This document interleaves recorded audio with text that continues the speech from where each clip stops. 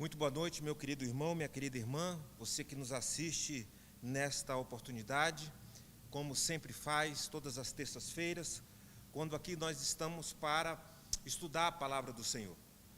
Desejo que você esteja gozando da mais plena saúde, paz, nesses dias difíceis, porque o Senhor é a nossa paz. O Senhor está a cuidar de nós, a cuidar do seu povo. E nós podemos perceber isso na vida de muitos dos nossos irmãos. Nós queremos dar início a esse estudo, mas antes de fazê-lo, gostaria de orar ao Senhor, pedir ao Senhor em favor de alguns irmãos que estão enfermos, agradecer a Deus pelo restabelecimento de muitos dos nossos irmãos que estiveram passando por momentos de dificuldade com relação a essa pandemia, e outros que estão atravessando ainda o vale, mas Deus está com eles, Deus se faz presente na vida de todos esses irmãos, e eu creio que o Senhor fará muito mais ainda, porque temos clamado, temos feito aquilo que o Senhor determina que façamos, temos orado em favor dos nossos irmãos que estão doentes pelo mundo afora, pelo Brasil afora, aqui por Brasília afora. Queria nesse momento, pedir em favor do nosso bispo Raspante. Recebemos a notícia de que ele foi contaminado por esta enfermidade, por este vírus, e nós temos orado, nos irmanado junto com toda a igreja de Deus no Brasil e até mesmo fora do Brasil, no sentido de pedir em favor do nosso pastor, do nosso bispo, que é pessoa muito amada por nós todos e queremos vê-lo o mais rapidamente curado desta enfermidade. Então, nós vamos neste momento orar em favor do nosso bispo Raspante, para que Deus o levante, para que Deus esteja agindo em sua vida, fazendo-o sair o mais rapidamente possível desta enfermidade. Senhor Deus, nosso Pai, nós te damos muitas graças porque estamos na tua casa nesta noite e viemos aqui, Senhor Deus, para aprender a tua palavra, para estudar a tua palavra, retirando dela, Senhor Deus, ensinamentos preciosos para as nossas vidas nesses dias. Senhor, neste momento, nós queremos orar em favor do nosso bispo Raspante, Senhor, que se encontra enfermo, Senhor, afetado por esta pandemia, afetado por esse vírus, Senhor, mas nós confiamos em Ti e sabemos que Tu tens poder para levantar o enfermo da sua cama. Tens poder, Senhor Deus, até mesmo para ressuscitar o morto, Senhor. Vai agindo neste momento na vida do Teu filho, vai consolando a família, Senhor, que se encontra apreensiva diante deste quadro e não é para menos, mas nós contamos contigo. Tu estás do nosso lado e isso é o que importa e isso é o que faz a grande diferença. Senhor Deus, ajuda-nos nestes momentos de dificuldade, todos os nossos irmãos que estão enfermos, que estão padecendo com essa enfermidade e também, Senhor Deus, padecendo por conta das muitas consequências que essa enfermidade tem trazido sobre todos nós. Ajuda a tua igreja, faz com que nesse momento de difícil, nesse momento de pandemia, a tua igreja reforce ainda mais a sua fé em Ti. Reforce ainda mais a sua esperança, Senhor Deus. Vai agindo, fazendo com que a nossa esperança e a nossa fé sejam fortalecidos em nome do Senhor Jesus. Já te agradecemos por tudo aquilo que temos alcançado de Ti nesses dias difíceis. É isso, Senhor Deus, que nós oramos, é isso que nós te pedimos, é isso que nós clamamos em nome de Jesus. Amém e amém. Que Deus nos abençoe. Nós estamos estudando a história dos juízes de Israel, esse período bastante complicado, vamos assim dizer, na história do povo de Israel. O período dos juízes foi um período marcado pela instabilidade espiritual, um período que se notabilizou por muitas quedas e muitos levantar do povo de Israel. Deus levanta, mas as consequências, muitas vezes, elas são trágicas, na vida de todos aqueles que caem. Deus levanta, mas as consequências do pecado, do afastamento, da desobediência, muitas vezes se perpetuam por alguns anos. E assim aconteceu, e foi essa tônica na vida dos juízes. Um período de grande instabilidade espiritual, um período de muita incredulidade, de muito afastamento do povo de Israel daquele caminho que Deus havia estabelecido para que ele pudesse trilhar. Mas Deus levantou homens, mulheres neste período, sendo instrumentos de Deus para conduzir o povo ao curso normal da sua história, para conduzir o povo para o caminho correto. E nós temos estudado exatamente a vida de Samuel, que foi o último dos juízes de Israel. Samuel é um personagem muito rico no sentido de ensinamentos para as nossas vidas nos dias de hoje. A sua história é repleta de ensinamentos, a partir da sua pré-história, como nós estudamos aqui em dias anteriores, a partir da fidelidade, a partir da fé de sua mãe, que o pediu a Deus. Ela era estéril, e Deus ouviu a oração de Ana, e ela concebeu, deu à luz ao seu primogênito Samuel, mas depois a bênção de Deus foi tamanha na vida de Ana que ela concebeu mais 5 filhos. Ou seja, nos mostra a história de Ana, que Deus pode fazer infinitamente mais do que aquilo que nós pensamos, do que aquilo que nós imaginamos. Ela pediu a Deus um filho, fez um voto ao Senhor, cumpriu esse voto ao Senhor. Quando o menino foi desmamado, ela o entrega, ela o devolve para o trabalho no lugar de adoração. Ela o devolve ao então sacerdote Eli, que era sacerdote e que era também juiz naquela época, naquele período. Ela devolve, ela cumpre o seu voto ao Senhor. Também Ana nos ensina que nós podemos votar, mas devemos cumprir os nossos votos diante do Senhor. Ela assim faz, e Samuel então começa a sua jornada, começa a sua história. Diz a Bíblia que um dia, quando ele se deitou para dormir, o Senhor o chamou. O Senhor o vocaciona.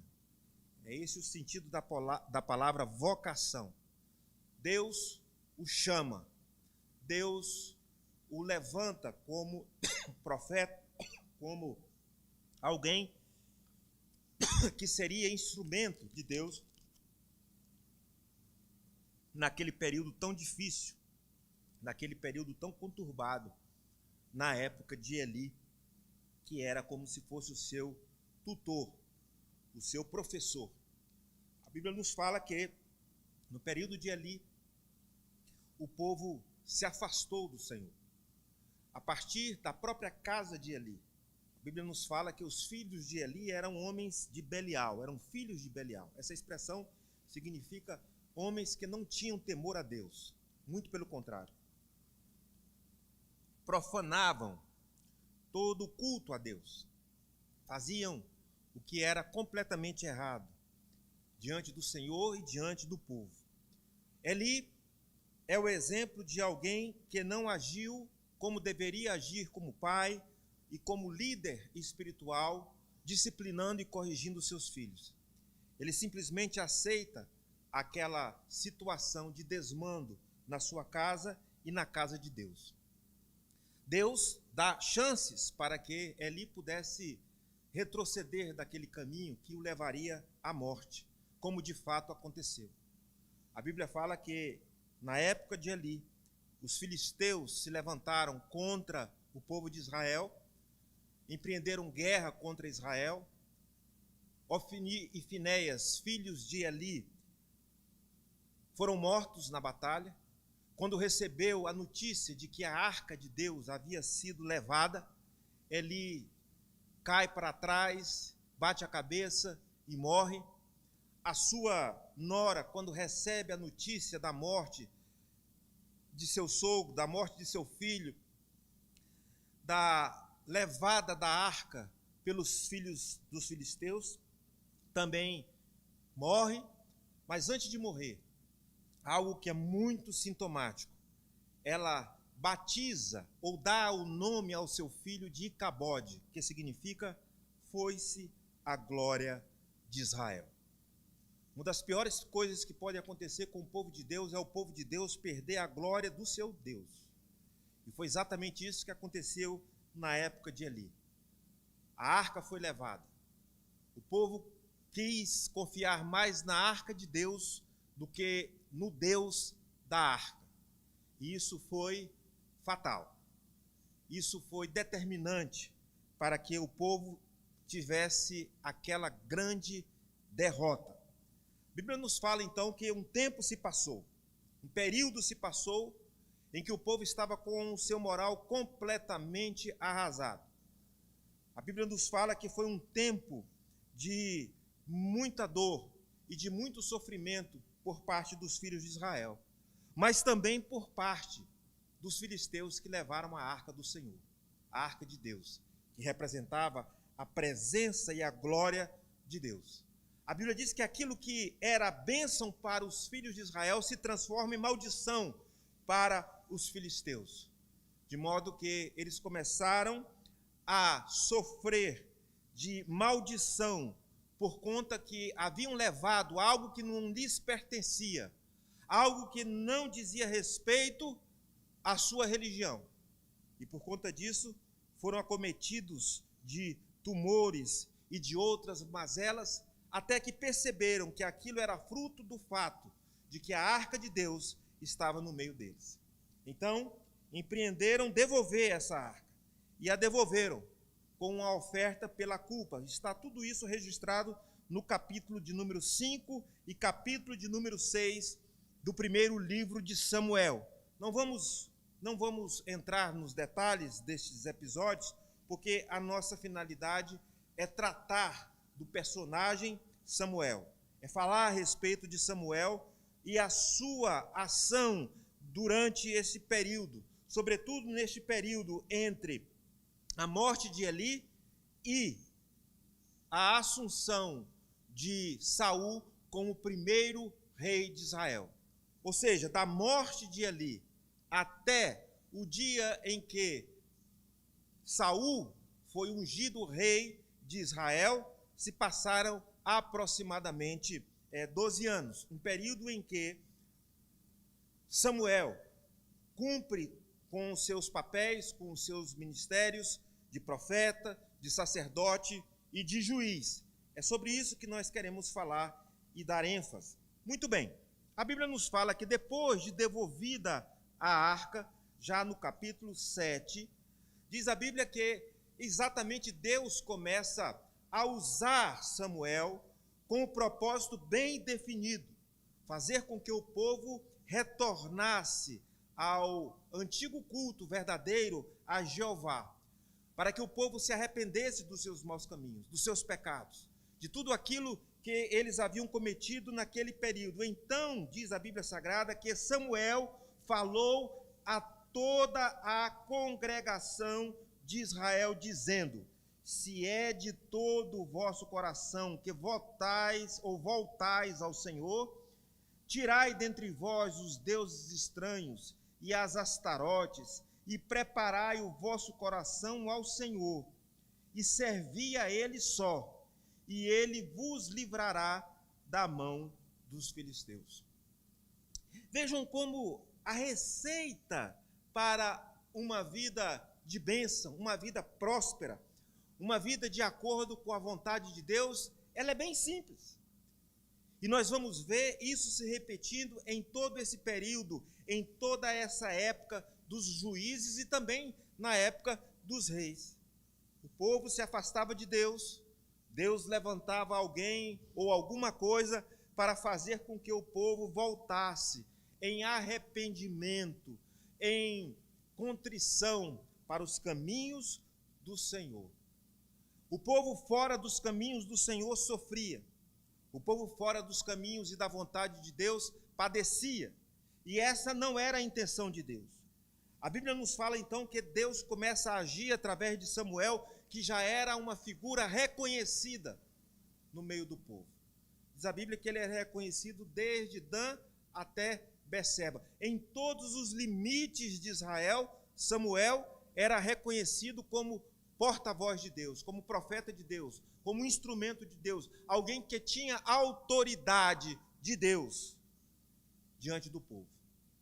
Então diz a Bíblia Sagrada que Samuel falou a toda a casa de Israel, a todos os de Israel, dizendo: se é do vosso coração.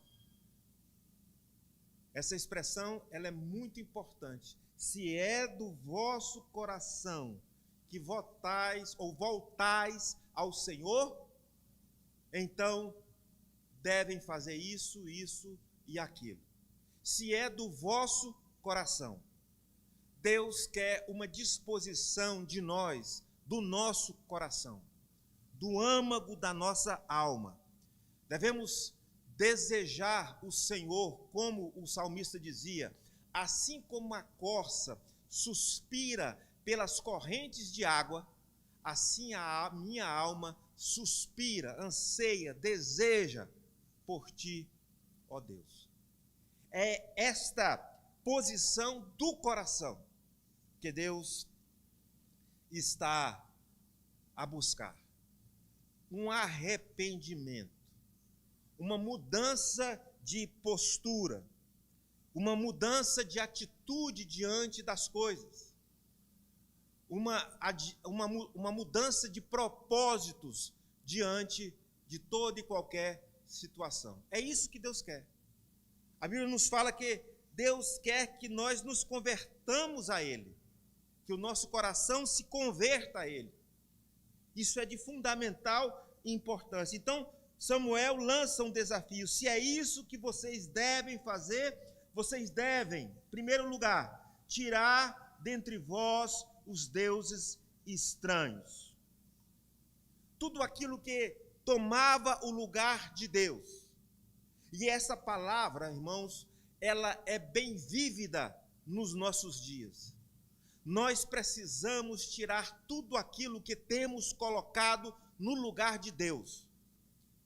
São muitas as coisas que muitas vezes assumem e tomam conta do lugar de Deus na nossa vida. Deus deixa de ser a prioridade. Deus deixa de ser o primeiro. E nessa relação Deus não entra. Deus não aceita ser o segundo, o terceiro, o quarto, o quinto. Deus quer ser o primeiro nas nossas vidas. Nós devemos tirar tudo aquilo que nos embaraça, tudo aquilo que prejudica o nosso caminhar com Deus. Colocar Deus em primeiro lugar. A Bíblia nos fala, Jesus nos diz: amarás a Deus acima de todas as coisas e o próximo como a ti mesmo. Esta é a suma, o resumo de toda a lei. Então Samuel faz um apelo ao povo: se vocês querem uma nova relação com Deus, não uma relação de derrota, de fracasso, de tristeza, de luto, não. Se vocês querem ter uma nova relação com Deus, em primeiro lugar, vocês devem tirar os deuses estranhos do meio de vós. Vejam como lá na antiguidade, isso sempre provocou a ira de Deus, porque Deus é ciumento. Estou usando uma palavra no sentido antropopático, ou seja, estou dando a Deus um sentimento humano, mas é isso que a Bíblia fala. Deus vela pelos seus filhos, tem ciúme de nós, tem ciúme da sua igreja.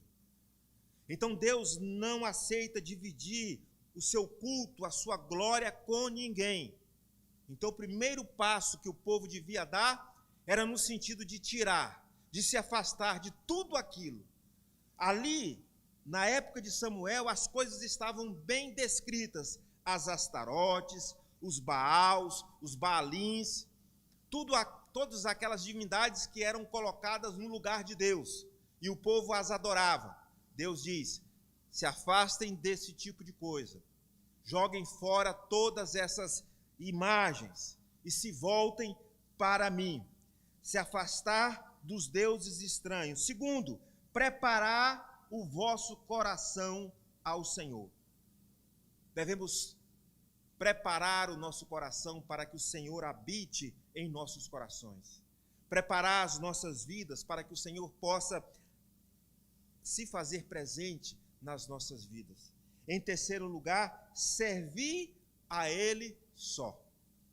Vejam que há uma palavra muito interessante e que está muito em voga no Novo Testamento, que nós fomos chamados para servir.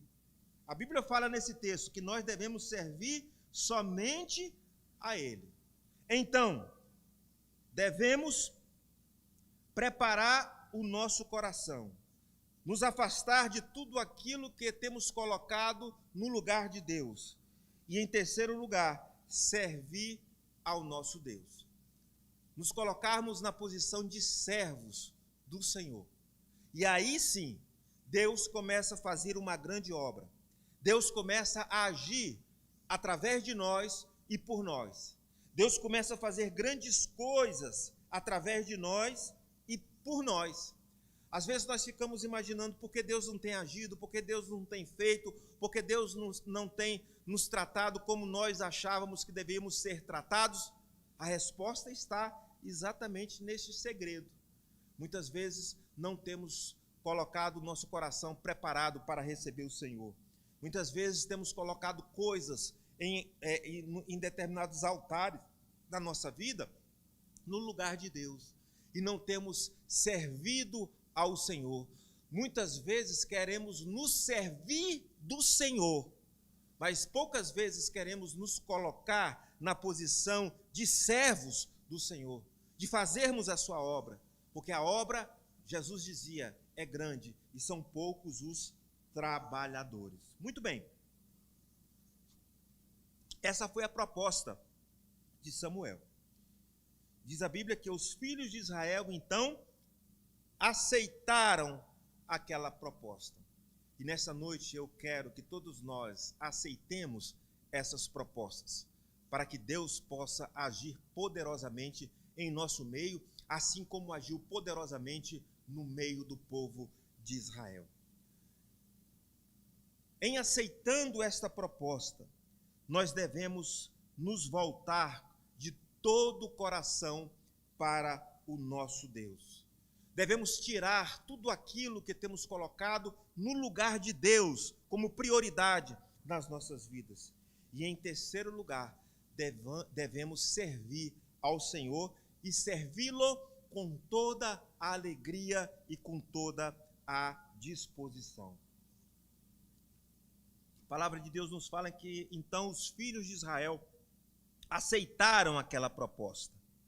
Tiraram os ídolos, os Balaíns, as Astarotes do meio do arraial de Israel e serviram ao Senhor. Muitas pessoas querem que nós apresentemos os segredos das vitórias. Mas aqui está o segredo. Deus está preparando o povo de Israel para uma grande vitória, para uma grande mudança na história. E qual foi o segredo? O segredo foi exatamente esse: o povo se converter a Deus, retirar tudo aquilo que estava sendo colocado no lugar de Deus, se converter a Deus e servir a Deus. Versículo 5 diz que então Samuel congregou todo Israel e orou por todo o Israel ao Senhor. Aqui está exatamente uma das funções, um dos ministérios preciosos e grandiosos da vida de Samuel. Samuel foi um intercessor, abençoado e abençoador.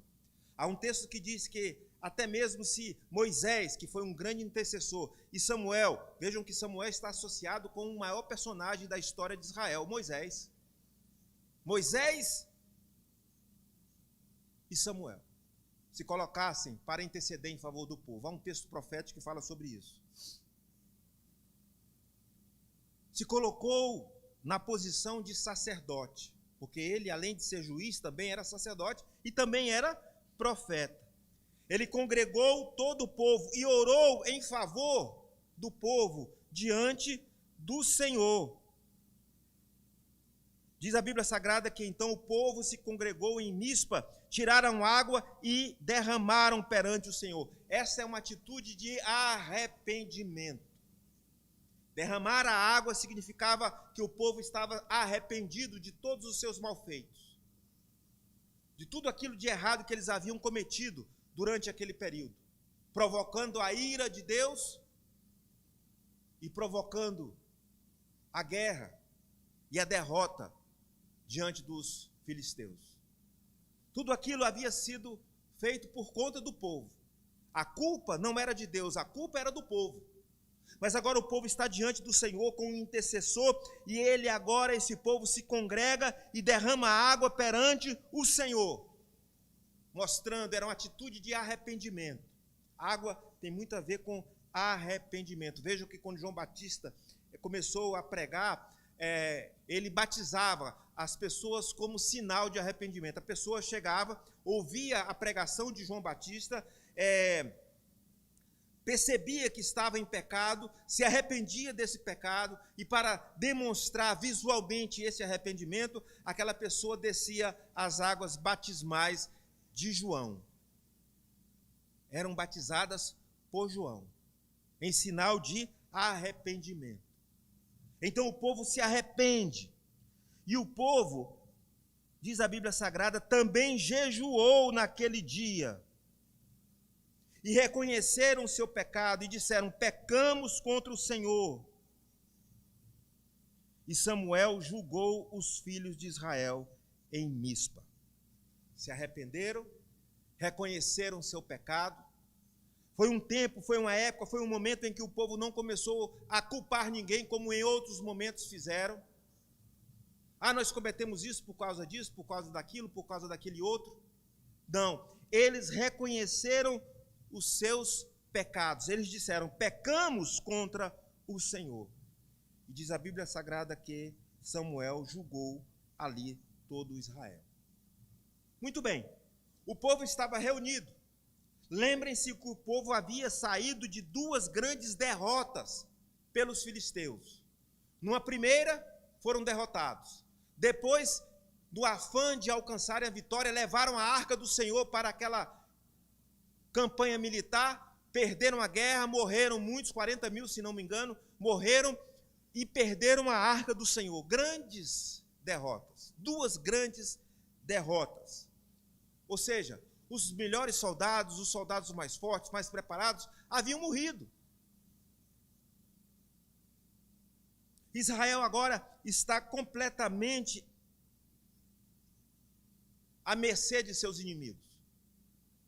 Estão reunidos para um confronto com o Senhor, para um ajuste de contas com o Senhor.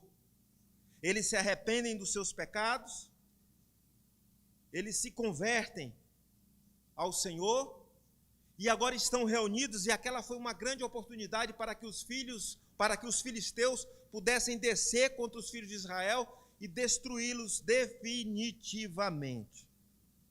Diz a Bíblia então que eles partiram contra os filhos de Israel para lutar e para destruir aqueles remanescentes.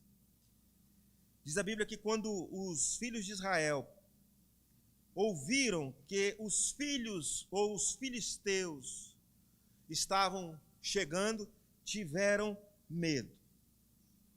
Mas Samuel disse a eles: não cesses de clamar ao Senhor nosso Deus por nós. Disseram a Samuel: para que nos livre da mão dos filisteus.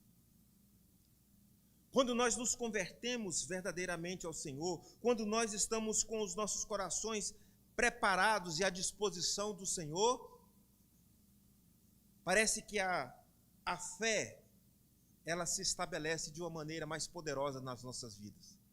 Em outras palavras, nós começamos a crer mais no Senhor, a confiar mais no Senhor. Mesmo diante de toda a crise, mesmo diante de todo o problema, nós somos levados a confiar no Senhor. Sabe qual é um dos efeitos, me desculpem falar isso, um dos efeitos desta pandemia? E isso é de bom conselho. Nós temos aprendido a confiar mais em Deus. Temos orado mais. Talvez Deus tenha permitido esta pandemia porque a sua igreja não estivesse orando tanto quanto ele queria e desejava. Mas, sem dúvida alguma, temos orado mais, pedindo a bênção do Senhor, pedindo a proteção do Senhor, pedindo o livramento. São muitos os grupos que eu participo de pessoas que estão orando pelas madrugadas. 4 horas da manhã, 6 horas da manhã, os grupos ficam ligados, porque tem gente orando. E quando Deus ouve as nossas orações, ele começa a agir. E eu creio que ele já está agindo em nosso favor, nos despertando para a sua obra. Tem gente que vai sair mais crente desta pandemia, se Deus quiser, mais confiando em Deus, acreditando no poder de Deus e no Deus do poder, que é o mais importante. Mas houve a necessidade de se passar por uma situação dessa, crítica, de morte, pela qual nós estamos passando. Diz a Bíblia que então Samuel ofereceu um sacrifício, um holocausto ao Senhor, ou seja, ele cultuou ao Senhor. Tudo aquilo feito em um ambiente de oração, de arrependimento, de jejum. Ele faz um holocausto a Deus, apresenta uma oferta ao Senhor, e aí acontece o milagre. No versículo 10, na segunda parte do versículo 10, diz assim: mas trovejou o Senhor aquele dia com grande estampido sobre os filisteus, e os aterrou de tal maneira que foram derrotados diante dos filhos de Israel. Deus agiu. Deus operou um milagre. Não era a capacidade dos filhos de Israel, não eram os exércitos dos filhos de Israel que estavam preparadíssimos para aquela guerra, muito pelo contrário. Mas Deus agiu. Deus interveio. Diz a Bíblia Sagrada que ele trovejou sobre os filisteus e eles ficaram aterrorizados com o que estava acontecendo. E fugiram, foram perseguidos e derrotados pelos filhos de Israel. E aí eu pergunto, foram os méritos dos israelitas? Não. Foi Deus que agiu. Quando nós não podemos agir, Deus age. A Bíblia fala então que os israelitas, eles perseguiram e derrotaram os filisteus. E aquela vitória foi uma vitória tremenda. Eu quero orar nessa noite, no sentido que o Senhor nos conceda vitórias maravilhosas, tremendas, que os nossos inimigos sejam aterrorizados, não por nós, mas pelo nosso Deus, pelo nosso Senhor, que age e que intervém em nosso favor. A Bíblia Sagrada nos fala então que naquele lugar, vejam como aquilo foi marcante. Aquilo ficou como uma marca na história de Israel. Aquele evento, aquela derrota dos filisteus se transforma em um ponto de referência. Diz a Bíblia que ali o Senhor colocou, ou Samuel colocou uma pedra, e a chamou de Ebenezer, porque dizia: até aqui nos ajudou o Senhor. Essa palavra Ebenezer, tão bonita, até igrejas que têm esse nome nos dias de hoje, Ebenezer, até aqui nos ajudou o Senhor. E eu quero que você fixe essa mensagem, que foi agora de maneira concreta, estabelecida em um altar que ali foi erguido, uma pedra que ali foi colocada, para nós entendermos algumas coisas sobre as quais eu ainda vou falar daqui a pouco, nesta noite. O que é que o povo reconhece? Até aqui nos ajudou o Senhor. Eu creio que, naquele momento, aquela pedra não foi colocada ali simplesmente para definir ou para fazer com que o povo se lembrasse daquela vitória. Porque o que ela diz, o que ela profetiza, é muito mais extensa ainda. O que eu estou querendo dizer? Olha o que o povo diz: até aqui nos ajudou o Senhor. O povo estava vivendo aquele dia, aquele momento, aquela hora. Olha para trás e diz: até aqui o Senhor nos tem ajudado, ou nos ajudou o Senhor. Eu creio que na mente do povo vieram todas aquelas histórias do livramento que Deus operara lá no Egito, todas as vezes que Deus operou em favor do povo durante a sua caminhada pelo deserto, todas as vezes que o Senhor interveio, fazendo com que o povo conquistasse, por exemplo, Jericó e outras cidades fortificadas, tomando a terra prometida de seus inimigos, todos aqueles eventos que o Senhor fizera na época dos juízes, como Sansão, como outros, Jefté e outros tantos, que Deus atuou de forma poderosa. E aí o povo vai fazendo um retrospecto de toda essa história, de todas as vezes que o Senhor interveio, de todas as vezes que o Senhor atuou, de todas as vezes que o Senhor agiu em favor do povo, e chega até aquele lugar, até aquela pedra, e diz: até aqui nos ajudou o Senhor. Faça um retrospecto da sua vida. Veja quantas vezes o Senhor tem livrado, o Senhor tem agido em seu favor. E você hoje pode erguer um altar e dizer: até aqui o Senhor tem nos ajudado. Até aqui o Senhor me ajudou. O Senhor esteve comigo até este momento. Diz a Bíblia que os filisteus foram abatidos e nunca mais vieram ao território de Israel, pelo menos naquele tempo, naquele momento, porquanto foi a mão do Senhor contra eles todos os dias de Samuel. Depois eles vieram contra Saul, depois eles vieram contra Davi e foram definitivamente abatidos na época de Davi. Mas depois dessa terceira guerra,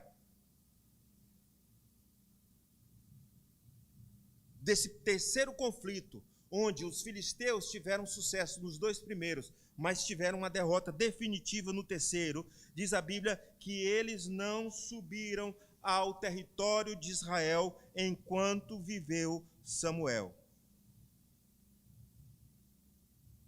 Foi definitivo. E o povo reconhece que o Senhor estivera com eles em todos aqueles momentos. Até aqui o Senhor nos tem ajudado. E a Bíblia fala ainda: as cidades que os filisteus haviam tomado a Israel foram-lhe restituídas. O nosso Deus é um Deus de restituição. E Ele quer restituir tudo aquilo que o inimigo tem levado de você, de nós todos, em períodos de nossa incredulidade, em períodos de nossas fraquezas espirituais, em períodos da nossa claudicante caminho, nos caminhos do Senhor, onde damos um passo para Deus e um passo para o mundo. Deus quer nos restituir tudo aquilo que o inimigo tem levado. E a Bíblia fala que foram restituídas as cidades, e Israel as arrebatou da mão dos filisteus, e houve paz entre Israel e os amorreus. Sabe qual é a grande bênção que Deus oferece, que nos dá, é exatamente paz. Há muitas pessoas vivendo em conflitos internos, em conflitos externos, mas Deus quer nos conceder a sua paz. Jesus diz: deixo-vos a paz, a minha paz eu vos dou. Nesse período há muitas pessoas perdendo a paz. São tantas notícias ruins, são tantas derrotas, são tantas mortes, que muitos têm perdido a paz. Mas a nossa paz, a paz que temos, nos é concedida por Deus, em estarmos em comunhão com Deus, através de nosso Senhor Jesus Cristo. Diz a Bíblia que Samuel julgou Israel todos os dias da sua vida. E ele era um juiz itinerante, porque percorria as cidades de Israel, as regiões de Israel, julgando em todos os lugares. Deus estava à frente daquele negócio. Deus estava agindo através de Samuel. O povo tinha em Samuel uma autoridade espiritual inatacável. Estava tudo certo. Mas aí nós entramos no capítulo 8 do primeiro livro de Samuel. Quando Samuel, ele é surpreendido com um pedido dos filhos de Israel. Algumas coisas interessantes no que diz respeito a esses pedidos que foram feitos pelo povo de Israel, sobre os quais nós iremos falar agora, a Samuel.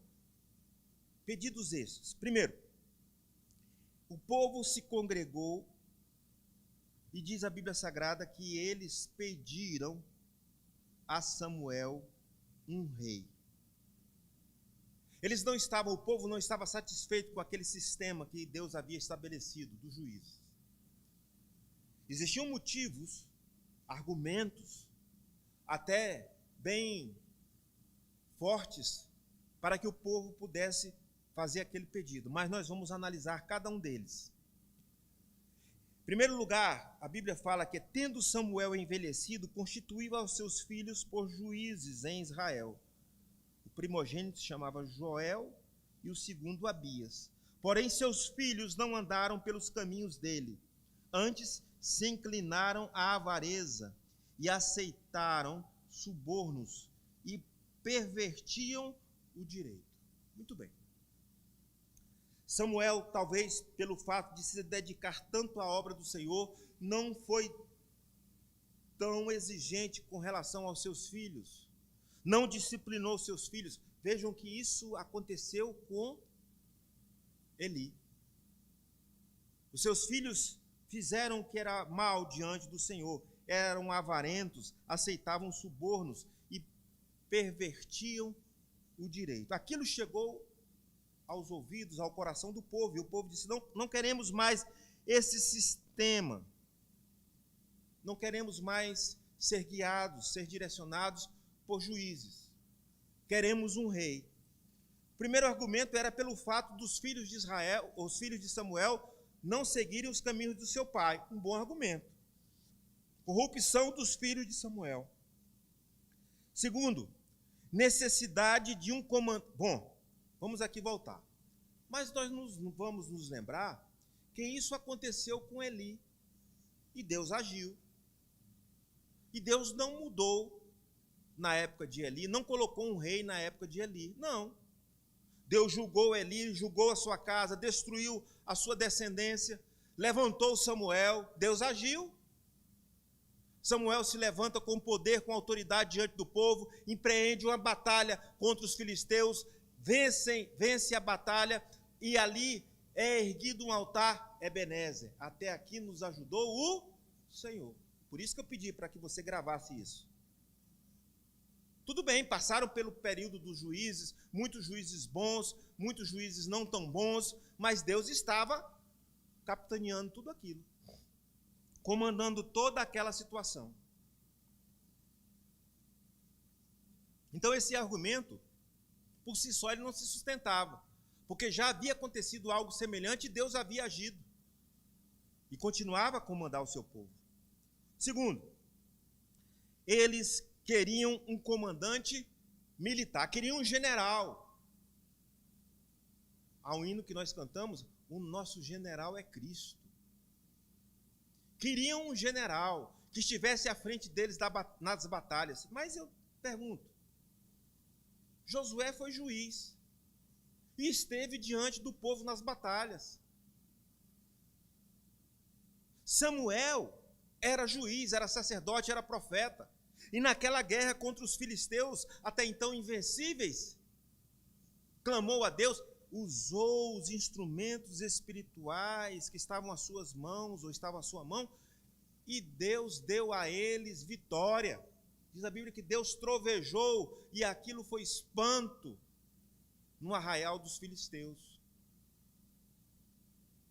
Então não havia necessidade de o povo ter um general, um comandante de exército, porque isso não ia garantir-lhes vitórias sobre os seus inimigos. O que lhes garantia vitória sobre os seus inimigos era estar com o coração convertido a Deus, se arrepender dos seus pecados, servir ao Senhor, pagar os seus votos diante do Senhor, tirar do meio dos seus corações, de suas vidas, os ídolos que eram constituídos sistematicamente, tomando o lugar de Deus nas suas vidas. Este era o segredo, ou estes eram os segredos de vitória contra os inimigos. Nada tinha a ver com o fato deles não terem um general, um comandante de exército diante deles. Mas o que eles pediram, que eu compreendo que foi aquilo que feriu Samuel, como também feriu a Deus, se é que Deus pode ser ferido, foi o fato de que eles disseram, vejam o seguinte, no versículo 20, aqui é o segredo, está o segredo aqui, capítulo 8, versículo 20, diz assim, para que sejamos também como todas as nações. Sabe o que o povo de Deus está dizendo? Nós queremos ser iguais às outras nações, semelhantes às outras nações. E aqui começa a cair alguns estabelecidos. Quando nós dizemos a voz do povo é a voz de Deus, não é assim. Não foi assim na época de Samuel, não foi assim na época do julgamento de Jesus. A voz do povo nem sempre é a voz de Deus. É impressionante que o povo havia, no capítulo 7, versículo 12, concordado com um altar levantado e batizado com o nome de Ebenezer. Até aqui nos ajudou o Senhor. Mas rapidamente o povo se volta para confiar nas suas próprias estruturas, nas suas próprias forças, nas suas próprias competências, e vendo assim, perceberam que eles eram diferentes das demais nações. Há um perigo muito grande, irmãos, quando a igreja quer se conformar com o mundo. A Bíblia fala que nós não devemos nos conformar com o mundo, mas devemos nos transformar pela renovação da nossa mente. O Senhor diz que a sua igreja, que nós, como povo de Deus, somos raça eleita, povo de propriedade exclusiva de Deus, sacerdócio real, nação santa. Essa palavra santa significa separado, para proclamarmos as virtudes daquele que nos chamou das trevas para a sua maravilhosa luz. Comparem o povo de Israel com todas as demais nações, todas elas, os filisteus, os amorreus, os cananeus, os egípcios, os povos do Oriente, os caldeus, tinham seus reis, mas o povo de Israel era diferente. Porque quem reinava, ou quem deveria reinar sobre a sua vida, era Deus. Deus colocava prepostos, como juízes foram colocados. Mas quem reinava era Deus. Completamente diferente, um sistema completamente diferente do sistema do mundo, dos demais sistemas de governo estabelecido entre as nações. Mas o povo quer ser igual às outras nações.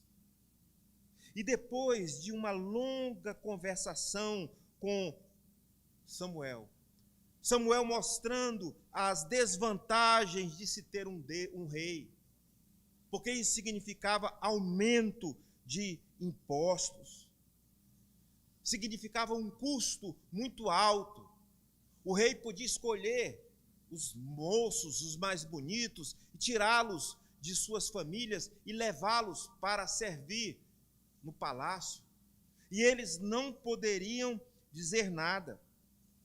O rei poderia tomar as filhas para as transformarem em cozinheiras, padeiras, perfumistas, toda aquela estrutura que era necessária para manter um rei, para manter um palácio, para manter uma corte. Samuel começa a argumentar, apresentando os mais fortes argumentos para que eles se arrependessem daquilo, mudassem seu pensamento, mudassem a sua maneira de pensar. Samuel diz: o rei vai tomar as suas ou as vossas melhores lavouras, as vossas vinhas, os vossos olivais. Vocês não têm nada disso agora, vocês não precisam fazer nada disso agora. E no que pese toda a argumentação, todas as palavras,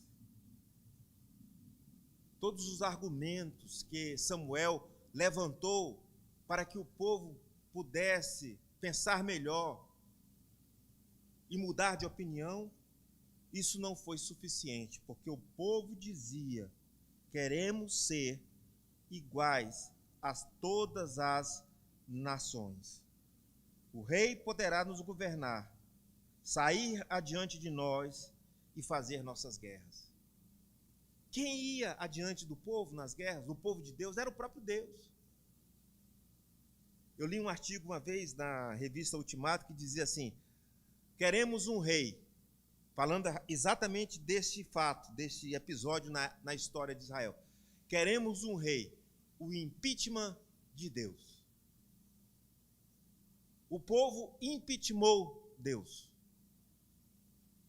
substituiu Deus, preferiu que homens saíssem à frente deles no campo de batalha. E a Bíblia diz: maldito o homem que confia no homem. Deviam confiar em Deus, deviam fazer valer aquilo que foi estabelecido lá no capítulo 7, no versículo 12, Ebenezer, até aqui nos ajudou o Senhor, e se o Senhor nos ajudou até aqui, também devemos contar com a ajuda do Senhor daqui para diante. O Senhor sempre está pronto para nos ajudar.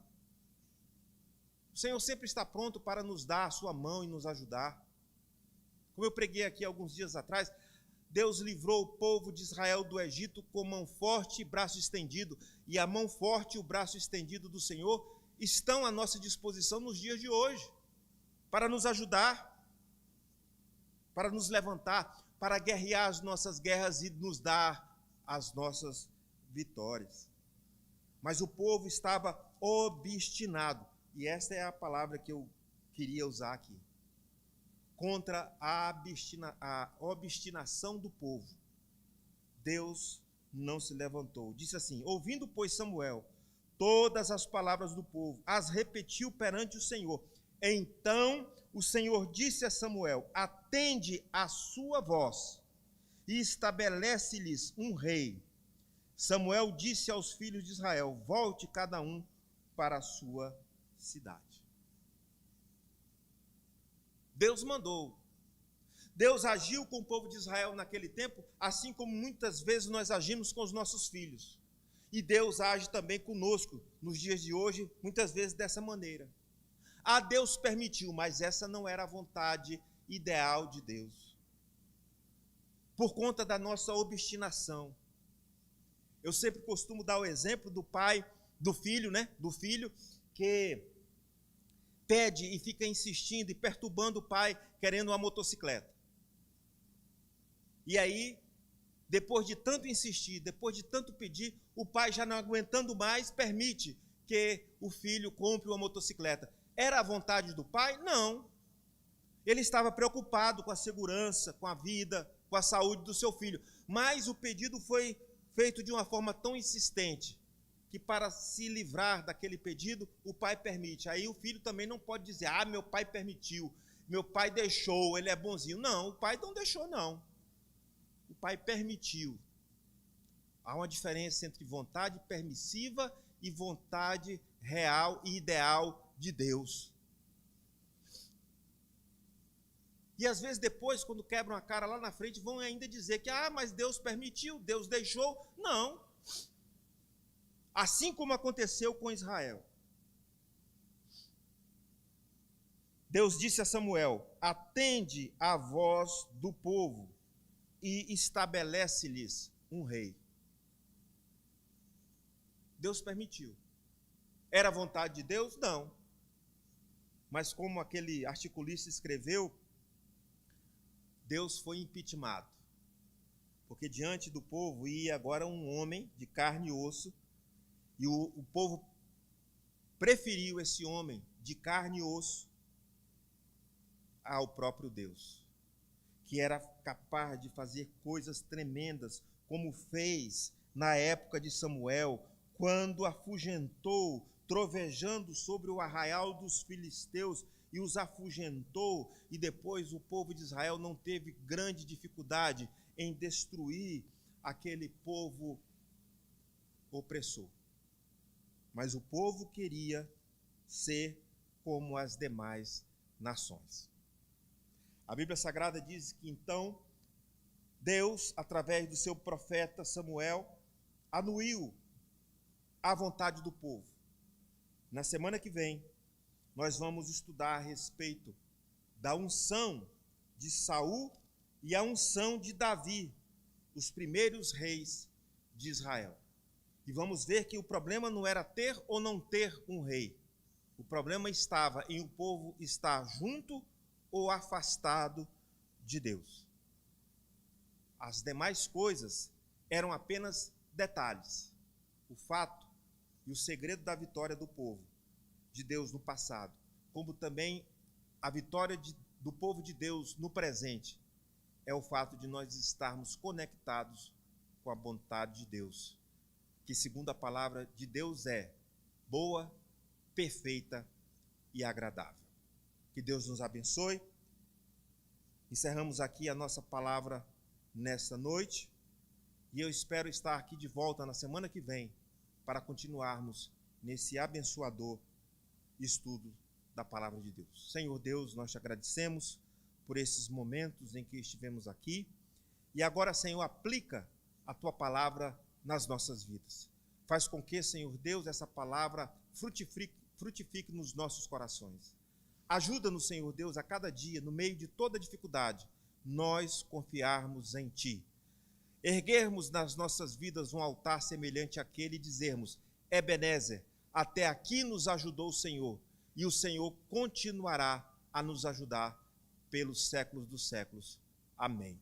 Que Deus nos abençoe e tenha uma boa noite na paz do Senhor. Amém.